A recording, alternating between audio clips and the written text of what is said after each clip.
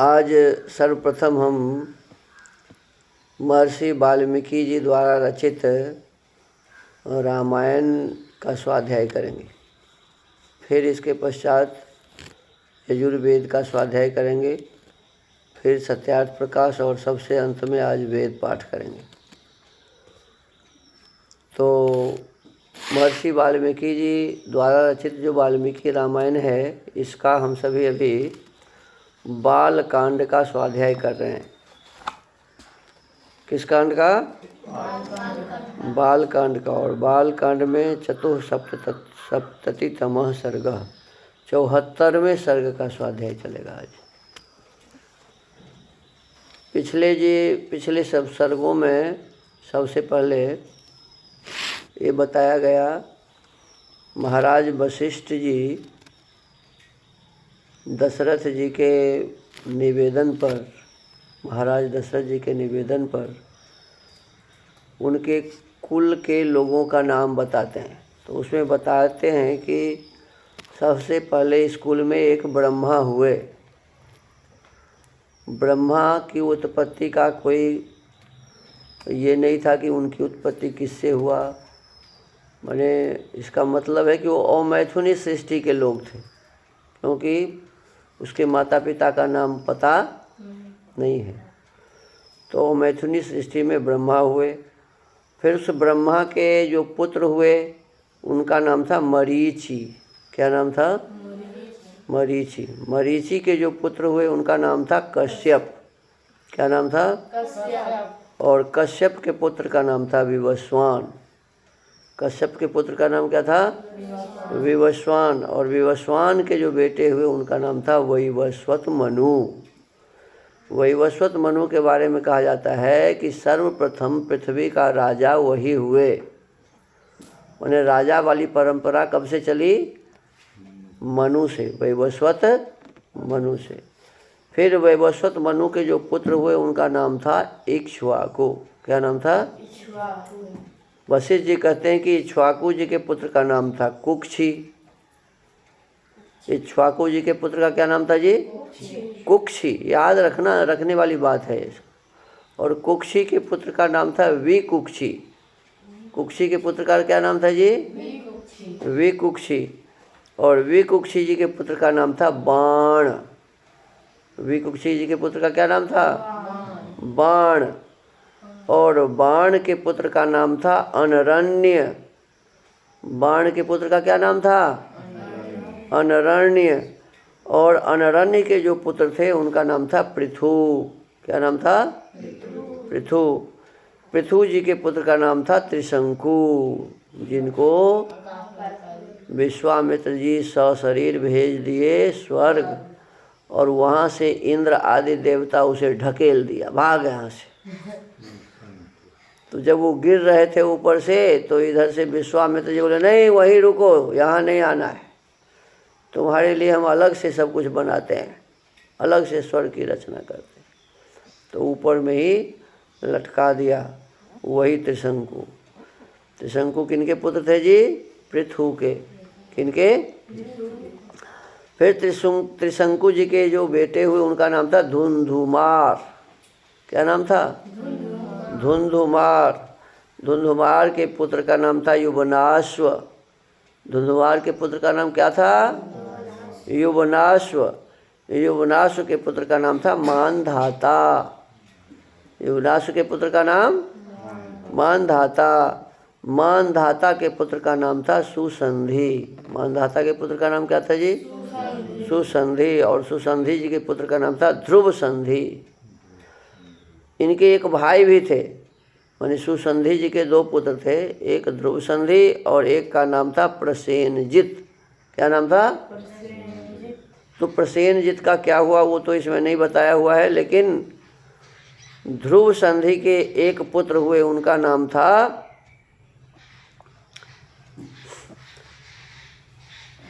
भरत। ध्रुव संधि जी के पुत्र का क्या नाम था जी? महाराज भरत, जिनके नाम पर लोग कहते हैं कि इस भारत देश का नाम है, उसी भरत जी के नाम पर। तो भरत जी हुए ध्रुव संधि के पुत्र। किनके? ध्रुव संधि के पुत्र। और ध्रुव भरत जी के पुत्र हुए, उनका नाम था असित। क्या नाम था? असित के बारे में लिखा हुआ है कि वहाँ 3 राजा मिलकर के उनको परेशान करने के लिए आए, लड़ाई करने के लिए, और वहाँ वह स्थान छोड़ के वो चले गए पहाड़ के ऊपर।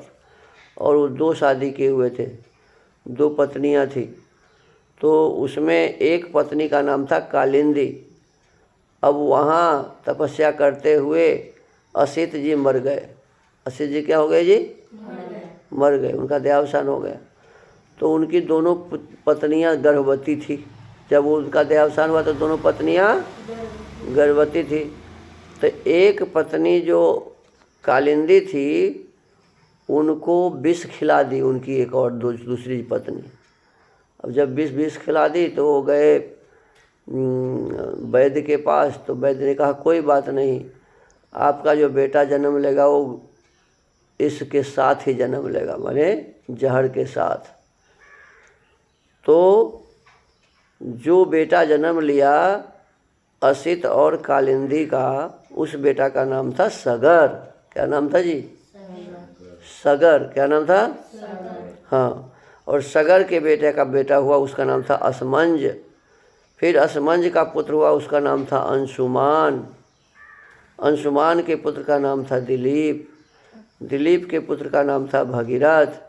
भगीरथ के पुत्र का नाम था काकुत्स्थ। काकुत्स्थ के पुत्र का नाम था रघु। रघु के पुत्र का नाम था प्रवृद्ध। उसी का दूसरा नाम था कलमाशपाद। प्रवृद्ध का क्या नाम था जी दूसरा? कलमाशपाद। कहते हैं कि इनको शाप दे दिया तो ये राक्षस बन गए। मैंने प्रवृद्ध को शाप दे दिया तो क्या बन गए? राक्षस बन गए। फिर इनके बेटा जो था, माने प्रवृद्ध और कलमाशपाद, इनका बेटा था शंखन। क्या नाम था? शंखन। शंखन के बेटा का नाम था सुदर्शन। सुदर्शन के पुत्र का नाम था अग्निवर्ण। अग्निवर्ण के पुत्र का नाम था शीघ्रक। शीघ्रक के पुत्र का नाम था मरु। मरु के पुत्र का नाम था प्रसूश्रुक।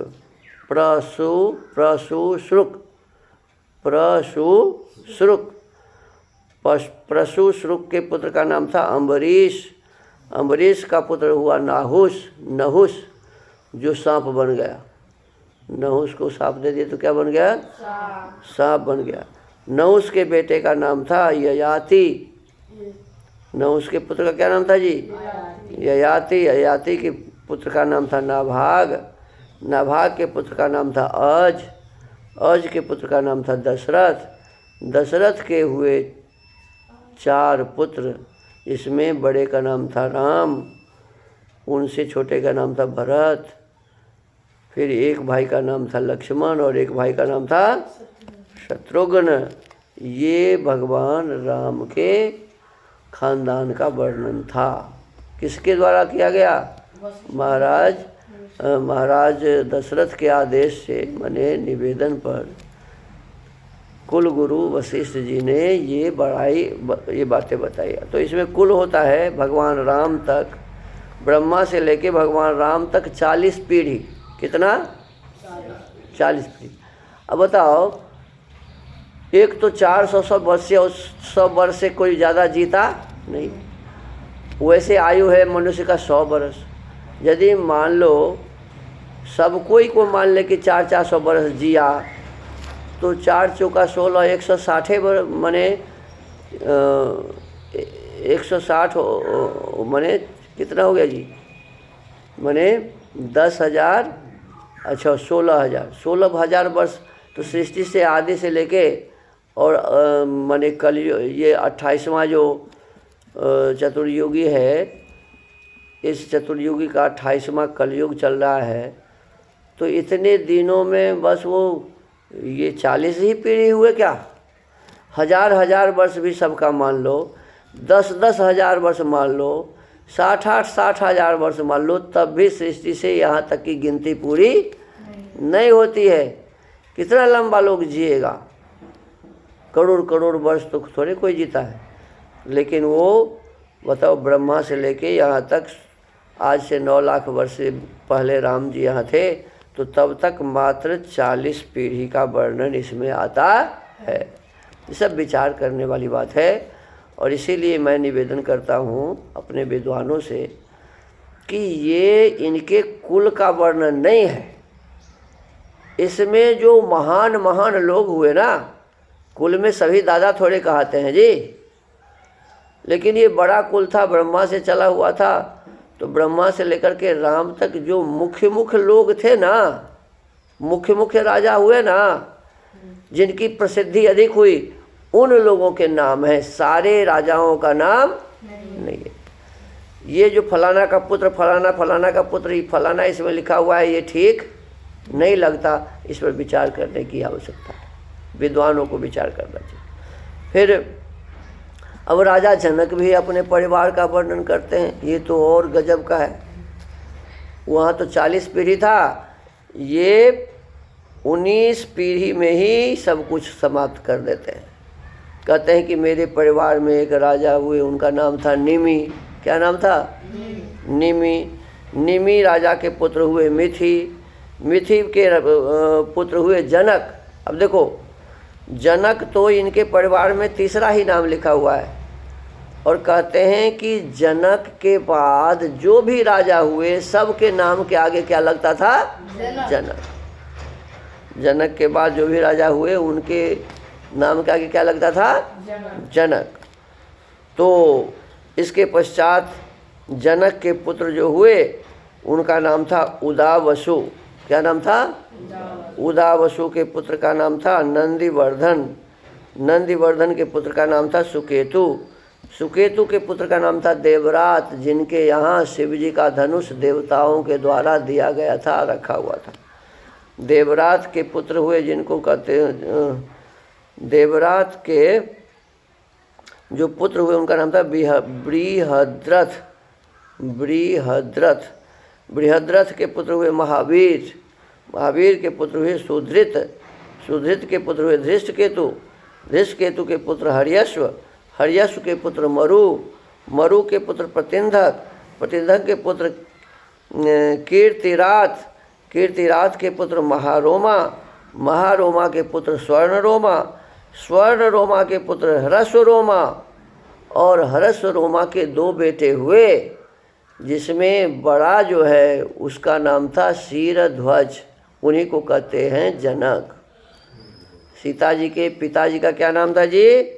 शीरध्वज। ध्यान दो, क्या नाम था? शीरध्वज। और उन्हीं का नाम जनक है। उन्हीं को लोग क्या समझते हैं? जनक। तो जनक हालांकि पदवी था, उनका मुख्य नाम था शीरध्वज। और उनके भाई भी थे, एक उनका नाम था कुशध्वज। शीरध्वज के भी 2 पुत्रियां थी, और कुशध्वज को भी 2 पुत्रियां थी। शीरध्वज के पुत्रियों का नाम था सीता और उर्मिला, और कुशध्वज के पुत्रियों का नाम था मांडवी और श्रुत कीर्ति। तो इनमें इन चारों से उनकी शादी हो गई। ये तो बात आप सभी समझ गए। अब हम लोगों को निवेदन करना है कि मान लो यहाँ 19 नाम मात्र दिए हुए हैं, तो सृष्टि के आदि से लेकर के राजा जनक जब तक हुए, तब तक मात्र 19 आदमी संसार में आया। इनके खानदान में कितने दिनों का एक आदमी रहा होगा बताओ? ये सब सही बात नहीं है, और इस पर विद्वानों को विचार करना चाहिए। इसमें भी यही बातें होंगी कि ये जो नाम कहा जा रहा है, ये प्रसिद्ध प्रसिद्ध राजाओं का नाम, खानदान में जो प्रसिद्ध लोग थे उनमें। अब जैसे मेरे खानदान, मैं अपने वाली बात बताऊं, मेरे पिताजी के जो परदादा थे उनका नाम था सबूरदत्त मिश्र, और उनके जो दादा थे, जो हमारे परदादा थे, उनका नाम था रंकमणि मिश्र। तो रंकमणि मिश्र के बारे में ये कहा जाता है कि उनका धोती आकाश में सूखता था। क्या कहा जाता था? अभी भी कहा जाता है कि अरे इस खानदान में तो ऐसे बड़े बड़े लोग थे जिनका धोती आकाश में सूखता था। स्नान करने के बाद धोती को फेंक देते थे, ऊपर ही सूखता था। इसका मतलब ये है कि वो उनका बहुत नाम गांव था। और ये एक मुहावरा हुआ, मैंने कहने का मतलब वो परिवार में समाज में बहुत ही अच्छे व्यक्ति रहे होंगे, उनका नाम बहुत ज़्यादा रहा होगा, इसीलिए आकाश में। तो हम लोगों को कहते हैं कि भाई हम लोग तो 2 भाई हैं, एक भाई का धोती पताल में सूखता है। मैंने अमेरिका में हमारे छोटे भाई है ना, बड़े छोटे भाई अमेरिका में रहते हैं, आचार्य वेद स्वामी जी, तो उनका धोती पताल में सूखता है और मैं ऊपर आकाश में हूँ तो मेरा धोती आकाश में सूखता है। तो ये क्यों होता है कि जो परिवार में अच्छे लोग होते हैं, बड़े लोग होते हैं, विद्वान लोग होते हैं, उनका नाम चलता रहता है। तो ऐसे ही इसी प्रकार से महाराज जनक के परिवार में जो मुख्य लोग रहे होंगे उन्हीं का नाम वो ले रहे हैं यहाँ। फिर एक और समस्या है इसमें, जैसे मैं आपसे निवेदन किया था कल कि देखो राजा जनक जी अपने पूर्वजों को नाम कहाँ से शुरू करते हैं? निमि से। तो क्या बताओ, निमि के पिताजी का नाम इनको पता होना चाहिए था कि नहीं होना चाहिए था? जब इतना नाम पता है तो निमि के पिताजी का नाम तो पता होना चाहिए था, जरूर होगा, लेकिन वो उनका नाम नहीं लेते हैं। इसमें कुछ रहस्य है। क्या है? तो ये किताब जिन्होंने लिखा है, ये विषय वस्तु जिन्होंने लिखा है, वो राजा जनक नहीं है। लिखने वाले थोड़े राजा जनक हैं, लोगों ने लिखा है। और लोग जानबूझ के नहीं लिखा। क्यों? कि निमि के पिता का नाम बताया हुआ है इक्ष्वाकु। क्या बताया हुआ है? दूसरे शास्त्र माने पुराण आदि में पढ़ो, महाभारत में वाल्मीकि महाभारत के पश्चात में ये जो पुराण है उसमें भागवत महापुराण है, तो उस समय देखो तो उसमें क्या मिलता है कि निमि जी के पिताजी का नाम था इक्ष्वाकु, और इक्ष्वाकु के बेटे कुक्षी भी थे। इक्ष्वाकु के बेटे कुक्षी भी थे। तो इधर तो हो गया कुक्षी राम जी के वंशज, और उधर हो गया निमि जनक जी के वंशज। तो एक ही बाप के 2 बेटे थे, कुक्षी और माने निमि। इक्ष्वाकु के 2 बेटे थे, कुक्षी और निमि, तो दोनों एक ही परिवार के लोग हो गए ना। तो जनक से नहीं कहलवाया, क्योंकि तब तो समस्या ये आ जाएगी कि भाई दोनों एक ही परिवार के लोग हैं तो शादी कैसे होगी? तो एक ही परिवार के लोग हो गए, एक ही खानदान के लोग हो गए, एक ही इनका गोत्र हो गया, और एक गोत्र में विवाह करना मना है, वेदों के अनुसार वर्जित है। तो इसको लोग बाधा न करे, इस भाव से कहाँ से शुरू करते हैं? इक्ष्वाकु से नहीं करते हैं, निमि से करते हैं। हमको लग रहा है कि सही बात इसमें ये नहीं है कि इक्ष्वाकु जो इनके पूर्वज थे, किनके? भगवान राम के पूर्वज थे, वही सीता और जनक जी के पूर्वज माने निमि के भी पिता थे, ऐसा नहीं था। तभी तो शादी हुई, क्योंकि लिखा हुआ है कि वेदानुकूल सब व्यवहार हुए, और वेद में गोत्र में विवाह करना, अपने गोत्र में विवाह करना पाप समझा जाता है। तो इस प्रकार से वो तो विवाह हो ही नहीं सकता था। इसका मतलब दशरथ जी को अपने खानदान के बारे में पता था और जनक जी को अपने खानदान के बारे में पता था। तो जनक जी का खानदान अलग था, इक्ष्वाकु वंश में ये नहीं थे। ये कहीं जो कोई पुराण आदि में लिखा हुआ है वो गलती लिखा हुआ है। विद्वानों को इस पर ठीक से विचार करना चाहिए। विचार करेंगे तभी अव्यवस्थाएं जो है, ये अव्यवस्थाएं दूर होंगी।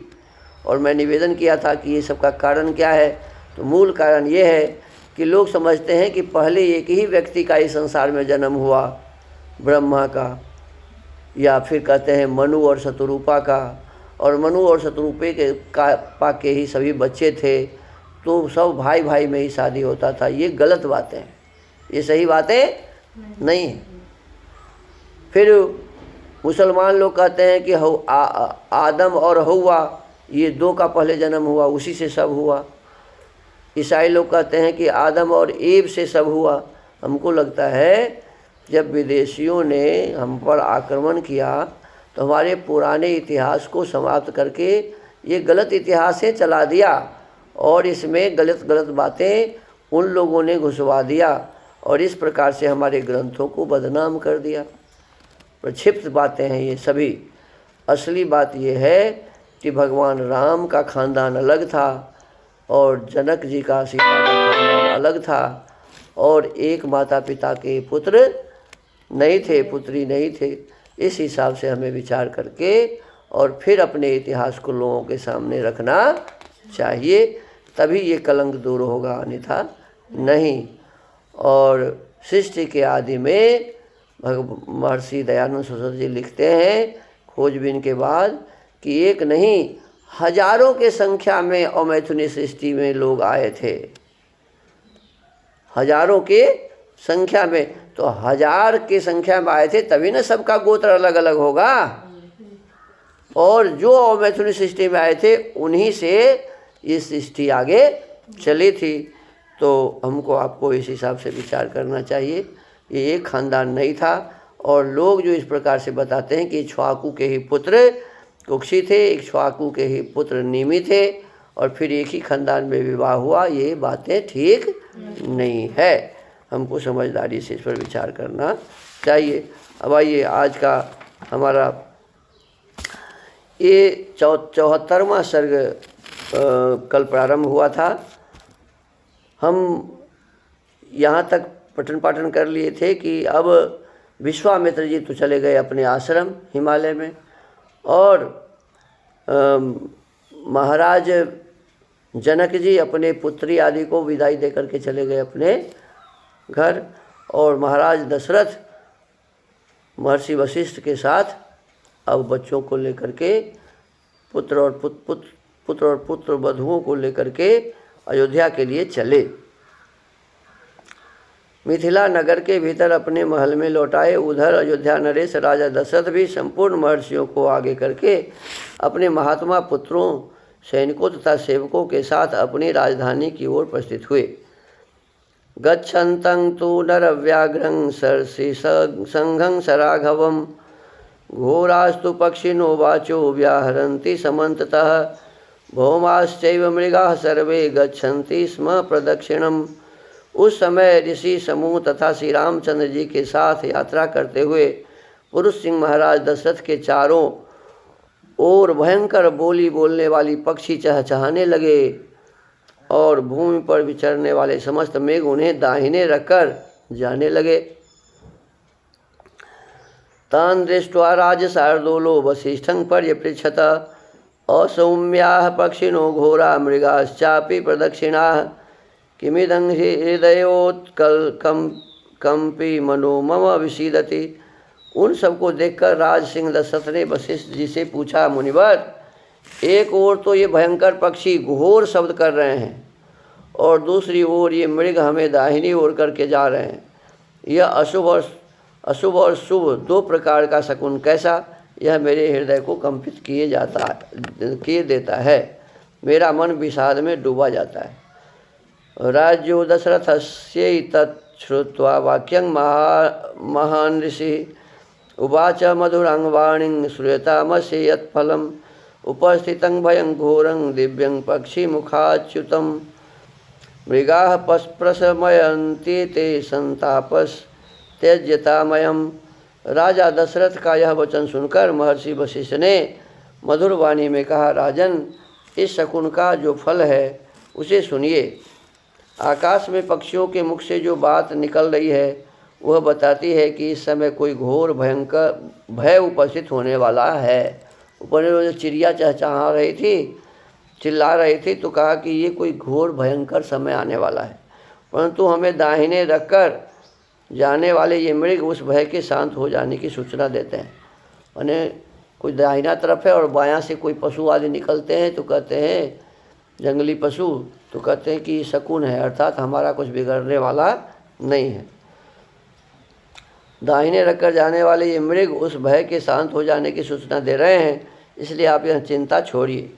तेषां संवदतां तत्र वायुः प्रादुर्बभूवः कंपयन् मेदिनीं सर्वां पातयंश्च महाद्रुमान् तमसा संवृतः सूर्यः सर्वे नावेदिषु सूर्दिशः भस्मनाचावृतं सर्वं सम्मूढ़मिव तद्बलम्।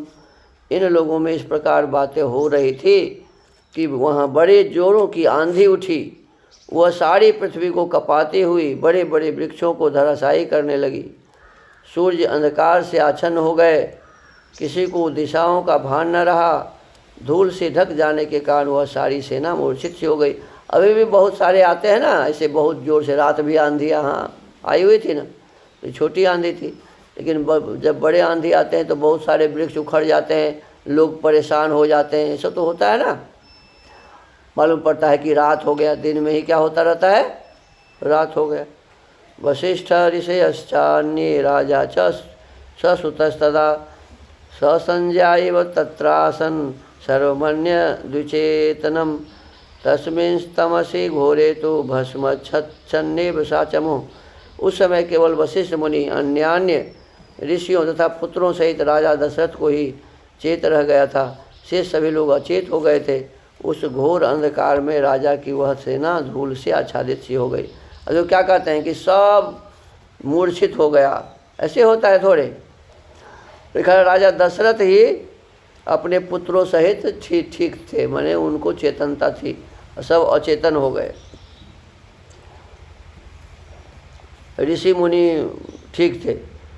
अब आगे कहते हैं, ददर्श भीम संकाशं जटा मंडल धारिणम भार्गवं जामदग्न्येयं राजा राज विमर्दनम कैलासमिव दुर्धर्षं कालाग्निमिव दुःसहं ज्वलन्तमिव जितेजोर्भिर् दुर्निरीक्ष्यं पृथग्जनैः स्कन्धे चासंसज्य परशुं धनुर्विद्युद् गणोपमं प्रगृह्यप्सरमुग्रं तु च त्रिपुरघ्नं यथा विषम। उस समय राजा दशरथ ने देखा क्षत्रिय राजाओं का मानवर्धन करने वाले भृगुकुल नंदन जमदग्नि कुमार परशुराम सामने से आ रहे हैं। ये भृगुकुल के थे परशुराम, उनके पिता का नाम था जमदग्नि, और वो भयंकर रूप धारण किए हुए आ रहे थे। वे बड़े भयानक से दिखाई देते थे। उन्होंने मस्तक पर बड़ी बड़ी जटाएं धारण कर रखी थी। वे कैलाश के समान दुर्जय और कालाग्नि के समान दुस्सह प्रतीत होते थे। तेजोमंडल द्वारा जाज्वल्यमान से हो रहे थे। साधारण लोगों के लिए उनकी ओर देखना भी कठिन था। वे कंधे पर फरसा रखे और हाथ में विद्युत गणों के समान दीप्तिमान धनुष एवं भयंकर बाण लिए त्रिपुर विनाशक भगवान शिव के समान जान पड़ते थे। तन्दृष्ट्वा भीम संकाशं ज्वलन्तमेव पावकं वशिष्ठ प्रमुखा विप्रा जप होम परायणाः संगता मुनयः सर्वे संजल्पुरथोमिथ। प्रज्वलित अग्नि के समान भयानक से प्रतीत होने वाले परशुराम को उपस्थित देख जप और होम में तत्पर रहने वाले वशिष्ठ आदि सभी महर्षि एकत्र हो परस्पर इस प्रकार बातें करने लगे।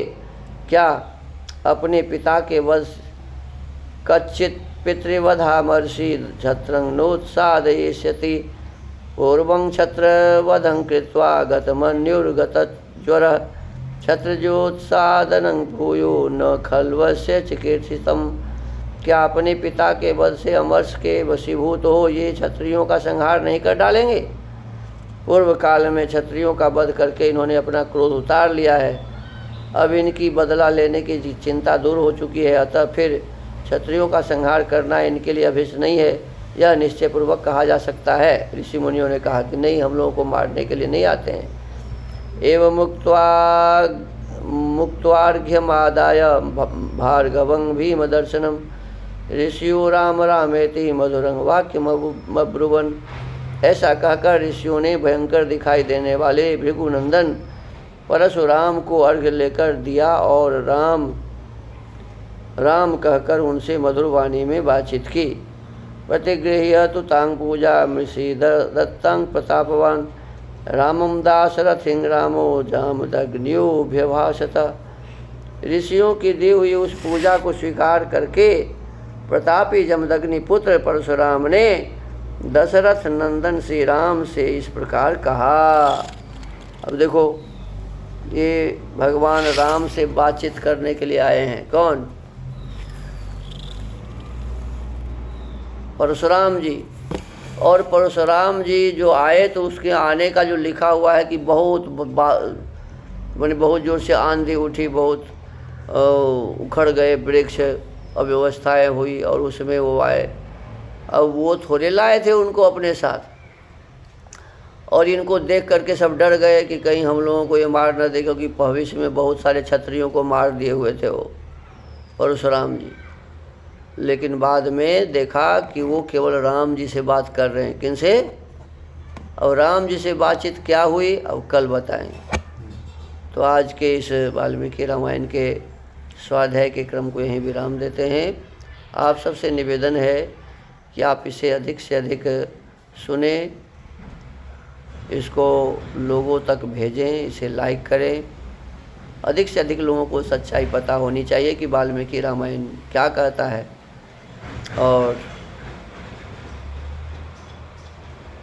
इस चैनल का नाम है दयानंद जन कल्याण आश्रम, तो इसे आप सब्सक्राइब भी करें, लोगों से भी निवेदन करें। ओम। इदानीं वेद स्वाध्यायो भविष्यति। अद्य यजुर्वेदस्य सप्तमोऽध्यायस्य 12 मन्त्रस्य स्वाध्यायो भविष्यति। स्वाध्यायमानमन्त्रस्य तं प्रतनथा पूर्वथा इत्येतानि प्रथमानि पदानि सन्ति। अब वेद स्वाध्याय होगा।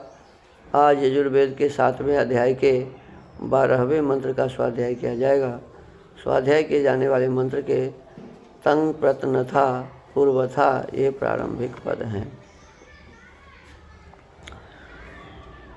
ओम तं प्रतनथा पूर्वथा विश्वथे मथा ज्येष्ठता तिं वर्हिषदं स्वर्विदं प्रतीचीनं वृजनं दोहसे धुनिमाशुं जयन्तमनुयासु वर्धसे उपयामगृहीतो शिक्षण्डाय त्वैषते योनिर्वीरतं पाह्यप मृष्टः षण्डो देवास्त्वा शुक्रपाः प्रणयन्त्वनाधृष्टासि। इस मंत्र के ऋषि हैं तं प्रतनथेत्यस्य वत्सारः काश्यप ऋषि। विश्वे देवा देवता निच्छ्रिदार्षि जगति छंदः निषादः स्वरा। उपयामगृहीति गृहीत इत्यस्य पंक्तिश्छंदः पंचमः स्वरा। पुनर्योगी गुणा उपदिश्यते। फिर भी अगले मंत्र में योगी के गुणों का उपदेश किया है। पदार्थ, हे योगिन, उपयामगृहीता, योग के अंगों अर्थात शौच आदि नियमों के ग्रहण करने वाले असी हैं। ते आपका ऐसा यह योग युक्त स्वभाव योनि सुख का हेतु है। योग से आप अपमृष्ट अविद्यादि दोषों से अलग हुए षण्डः समाधि गुण युक्त असी हैं। यासु जिन योग क्रियाओं में आप वर्ध से विधि को प्राप्त होते हैं और विश्वथा समस्त प्रत्नथा प्राचीन महर्षि पूर्वथा पूर्व काल के योगी और इमथा वर्तमान योगियों के समान ज्येष्ठतातिम अत्यंत प्रशंसनीय बर्हिषदम हृदयाकाश में स्थिर स्वरविदम सुख लाभ करने प्रतीचीनम अविद्यादि दोषों से प्रतिकूल होने आशुम शीघ्र सिद्धि देने उदयंतम उत्कर्ष पहुँचाने और धुनिम इंद्रियों को कपाने वाले वृजनम योग बल को दोह से परिपूर्ण करते हैं। तम उस योग बल को शुक्रपाह, जो कि योग बल की रक्षा करने हारे देवाह योग बल के प्रकाश से प्रकाशित योगी लोग हैं, वे त्वा आपको प्रणयंतो अच्छे प्रकार पहुँचावें। उस योग बल को प्राप्त हुए षण्डाय समदमादि गुण युक्त आप के लिए उसी योग की अनाधृष्टा दृढ़ वीरता असी हो। आप उस वीरता की पाहि रक्षा कीजिए। अनु वह रक्षा को प्राप्त हुई वीरता त्वा आपको पाले। भावार्थ है, इस मंत्र में उपमा अलंकार है। हे योग विद्या की इच्छा करने वाले, जैसे समदमादि गुणयुक्त पुरुष योग बल से विद्या बल की उन्नति कर सकता है, वही अविद्या रूपी अंधकार का विध्वंस करने वाली योग विद्या सज्जनों को प्राप्त होकर जैसे यथोचित सुख देती है, वैसे आपको दें। देखिए, यम नियम का पालन करना सब जगह महत्वपूर्ण है। इस मंत्र में ही कहा, भी यही कहा, सम दम आदि जो गुण हैं वो हमारे भीतर में योग बल को उत्पन्न करता है, और जितना हम योग बल से बली होंगे उतना ही हमारे इस जीवन का कल्याण होगा। अब विद्या रूपी अंधकार को हटाने में हमारा सहयोग कौन करेगा जी? यम नियम शम दम आदि जितने हैं श्रेष्ठ कर्म, वही तो अपने जीवन से अविद्या को भस्म करके योग विद्या के माध्यम से हमें अपने इस जीवन को सुखी बनाना चाहिए। तो आज के इस वेद स्वाध्याय को यहीं विराम देते हैं। आप सबसे प्रार्थना है, निवेदन है कि हमारे दयानंदन कल्याण आश्रम नाम से जो ये यूट्यूब चैनल है तो इसको सब्सक्राइब करें, वीडियो को लाइक और शेयर करें, जिससे अधिक से अधिक लोगों को इसका लाभ मिल सके, क्योंकि वेद का पढ़ना पढ़ाना और सुनना सुनाना परम धर्म का काम है। तो आप लोगों तक भेजेंगे तभी आपको इसका विशेष रूप से लाभ मिलेगा। इसी के साथ आज के स्वाध्याय को यहीं विराम। ओम। महर्षि दयानंद सरस्वती जी ने सत्यार्थ प्रकाश की रचना की है, और इस सत्यार्थ प्रकाश के छठे समोल्लास का हम सभी अभी स्वाध्याय कर रहे हैं। इसमें मंत्र है, स्थिरा व संत्वा युधा परानुदे वीरु उत प्रतिष्कभे युष्माकमस्मु तविषि यनीयसी माँ मर्त्यस्य मायिनः। ऋग्वेद के मंडल 1 सूक्त 39 का मंत्र 2 है। तथा ईश्वर उपदेश करता है कि हे राजपुरुषों, तुम्हारे आयुधा आग्नेय आदि अस्त्र और शतग्नि, तोप, भूसुंडी, बंदूक, धनुषवान, करवाल, तलवार आदि शस्त्र शत्रुओं के परानुदे पराजय करने, उत्प्रतिष्कभे और रोकने के लिए वीड़ु प्रशंसित और स्थिरा दृढ़ संतु हों, युष्माकम और तुम्हारी तविषि सेवा सेना पनीय सी प्रशंसनीय अस्तु होवे कि जिससे तुम सदा विजयी होवो, परंतु माँ मर्त्यस्य मायिनः, जो निंदित अन्याय रूप काम करता है उसके लिए पूर्व चीज़ें मत हों। अर्थात जब तक मनुष्य धार्मिक रहते हैं तभी तक राज्य बढ़ता रहता है, और जब दुष्टाचारी होते हैं तब नष्ट भ्रष्ट हो जाता है। महाविद्वानों को विद्या सभाधिकारी, धार्मिक विद्वानों को धर्म सभाधिकारी, प्रशंसनीय धार्मिक पुरुषों को राजसभा के सभासद, और जो उन सब में सर्वोत्तम गुण कर्म स्वभाव युक्त महान पुरुष हो उसको राजसभा का प्रतिरूप मान के सब प्रकार से उन्नति करें। तीनों सभाओं की सम्मति से राजनीति के उत्तम नियम और नियमों के अधीन सब लोग बढ़ते हैं। सबके हितकारक कामों में सम्मति करें। सर्वहित करने के लिए परतंत्र और धर्मयुक्त कामों में, अर्थात जो जो निज के काम हैं उनमें स्वतंत्र रहें। पुनः उस सभापति के गुण कैसे होने चाहिए ये बताया है। इंद्रानिल यमार्काणाम अग्नेश्च वरुणस्य च चंद्रविस्तेशयोश्चैव मात्रा निर्हृत्य शाश्वती तपत्यादित्यवच्चैष चक्षुंसि च मनांसि च न चैनं भुवि शक्नोति कश्चित् दप्यभिवीक्षितुं शोकनिर्भवति वायुश्च शोर्कः सोमः स धर्मराट स कुबेरः स वरुणः स महेन्द्रः प्रभावतः।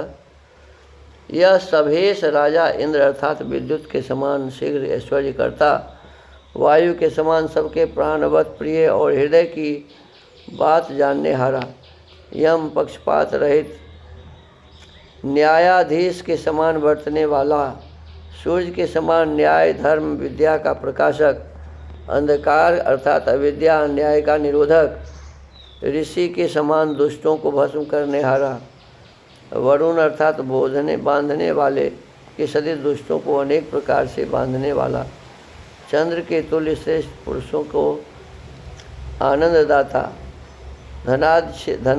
धनाध्यक्ष के समान कोशों का पूर्ण करने वाला सभापति होवे। जो सूर्यवत प्रतापी सबके बाहर और भीतर मानो मनु को अपने तेज से तपाने हारा, जिसको पृथ्वी में पकड़ कड़री दृष्टि से देखने को कोई भी यथार्थ समर्थ न हो, और जो अपने प्रभाव से अग्नि, वायु, सूर्य, सोम, धर्म प्रकाशक, धनवर्धक, दुष्टों का बंधन करता, बड़े ऐश्वर्य वाला होवे, वही सभाध्यक्ष सभेश होने के योग्य होवे। अब आगे सच्चा राजा कौन है, इस पर चर्चा होगी। तो आज के इस सत्यार्थ प्रकाश के स्वाध्याय को यही विराम देते हैं। ओम। वेद सब सत्य विद्याओं का पुस्तक है। वेद का पढ़ना पढ़ाना और सुनना सुनाना सब आर्यों का परम धर्म है। ओम स्तुता मया वरदा वेद माता प्रचोदयन्तां पावमानि द्विजानाम् आयो प्राणं प्रजां पशुं कीर्तिं द्रविणं ब्रह्मवर्चसं मह्यं दत्त्वा व्रजत ब्रह्मलोकम्। इदानीं वेद पाठो भविष्यति। अद्य ऋग्वेदस्य द्वितीयं मण्डलस्य 300 सूक्तस्य पाठो भविष्यति। पाठवान् मन्त्रस्य ऋतं देवाय केन्वते इत्येतानि प्रथमानि पदानि सन्ति। अब वेद पाठ होगा। आज ऋग्वेद के दूसरे मंडल के 30वें सूक्त का पाठ किया जाएगा। पाठ किए जाने वाले मंत्र के ऋतं देवाय केन्वते ये प्रारंभिक पद है। इस सूक्त के ऋषि हैं गृत्समदः, देवता 1 से 5, 7, 8 और 10 का इंद्र, 6 का इंद्रा सोमो, 9 का बृहस्पति, 11 का मरुतः। छंद है 1 और 3 का भौरिक पंक्ति, 2, 8 का निश्चित त्रिष्टुप, 4, 7 और 9 का त्रिष्टुप, 10 का विराट त्रिष्टुप, 11 भौरिक त्रिष्टुप। स्वर है 1 से 3 पंचमा, 2 और 4 से 11 देवता। ओम ऋतं देवाय कृण्वते सवित्र इंद्राया हिग्ने न रमन्तापः अहरहर्यात्यक्तुरपङ्क्यात्या प्रथमा सर्ग आसाम यो वृत्राय सिनमत्राभ ऋष्यत् प्रतङ्जनित्री विदुष उवाच पथो रदन्तिरनुजोषमस्मै दिवे दिवे धुनयोयन्त्यर्थम्। ओम ऊर्ध्वो ह्यस्था दध्यन्तरिक्षेद्धा वृत्राय प्रवधं जवहार मिहंग वसान उपहि मधुद्रोतिग्मायुधो अजयत शत्रुमिन्द्र। ओम बृहस्पते तपुषा स्वेन वेद्य वृकदवरसो असुरस्य वीरान् यथा जघन्य विशथा धृषतापुरा चिदेवा जहि शत्रुमस्माकमिन्द्र। ओम अवक्षिप देवो अस्मान् मुच्चायेन शत्रुं मंदसानो नियुर्वाह तोकस्य सातौ जनयन्त भूरे रश्मां अर्धं कृणुतादिन्द्रगोनाम्। ओम प्रहि क्रतुं बृहथोऽयं वनोथो रध्रस्य रथो यजमानस्य चोदो इंद्रा सोमायुवनमस्मां अविष्टमस्मिन् भयस्थे कृणुतमूलोकम्। ओम न मा तमन्न श्रमन्नोत तन्द्रन्न वोचाम मा सुनोतेति सोमं यो मे प्रीणाद्यो ददद्यो निबोधाद्यो मा सुन्वन्तमुपगोभिरायत्। ओम सरस्वती त्वमस्मां अविद्धि मरुत्वते धिषणि जे शिशु शत्रून् त्यञ्चिच्छर्धन्तं विविशीयमाणमिन्द्रो हन्ति वृषभं सन्धिकानाम्। ओम यो नः सनुत्य उत वा जिघग्नो रभिख्याय तं तिगिते न विद्य बृहस्पत आयुधैर्जेषे शत्रून् द्रुहेरिषन्तं परिधेहि राजन्। ओम अस्माकेभिः सत्त्वभिः शूरशूरैर्वीर्या कृधीयानि ते कत्वानि कर्त्वानि जोगभुवन्न नुधुपि सा पितासु हत्वि तेषामाभरानो वसूनि। ॐ तं वा सर्गं मारुतं सुम्नयोर्गिरूप ब्रुवे नमसा दैव्यञ्जनं यथा रयं सर्ववीरं दशामः अपत्यशाचं श्रुत्यं दिवे दिवे। अथ श्रद्धासूक्तम् अथ इदानीम् इति वेदपाठः।